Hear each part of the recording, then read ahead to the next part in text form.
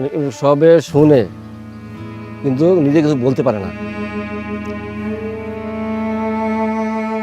মাথা দ্বিতীয় অপারেশনের পরে ওর মাথা এক সাইড ড্যামেজ হয়ে গেছে। ডাক্তাররা বলছে অত কথা বলতে পারে না, ওটা দোয়া করেন আল্লাহর কাছে। 4 তারিখে বাইরের কাছে বাবা আম্মা কাছে না বললা দেবিদ্যা কালাসান মারের এখানে আন্দোলনে গেছে। আলমপুর চৌমুহনীতে আমরা অবস্থান করি। তারপর যখন আমরা মিছিল নিয়ে সামনের দিকে আগাই, ওই যে আওয়ামী লীগ, যুবলীগ, ছাত্রলীগ ওরা ছাত্রদের উপরে ধাওয়া করছে।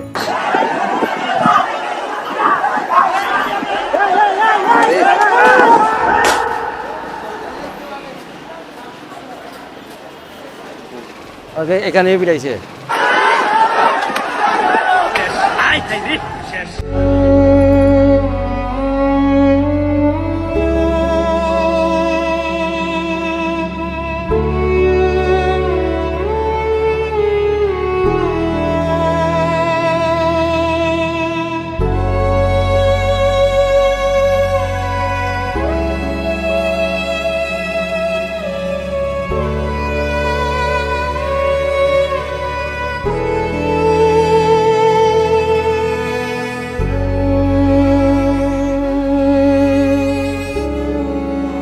কি অনুভূতি এখন তো অ্যাকচুয়ালিতে যেইভাবে জীবনযাপন করতে আছে, তার আম্মায় তার বাবায় তারে খাওয়াই দিতে হয়, কাপড় চোপড় পরাই দিতে হয়, হ্যাঁ টয়লেটের পানিটা সহ নিয়ে দিতে হয়।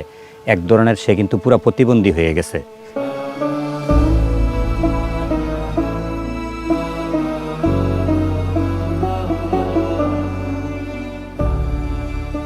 সামনে নির্বাচন, নতুন যে কোনো সরকার আসুক, যে সরকার চলে গেছে এই ধরনের কোনো সরকার যেন দেশে না আসুক।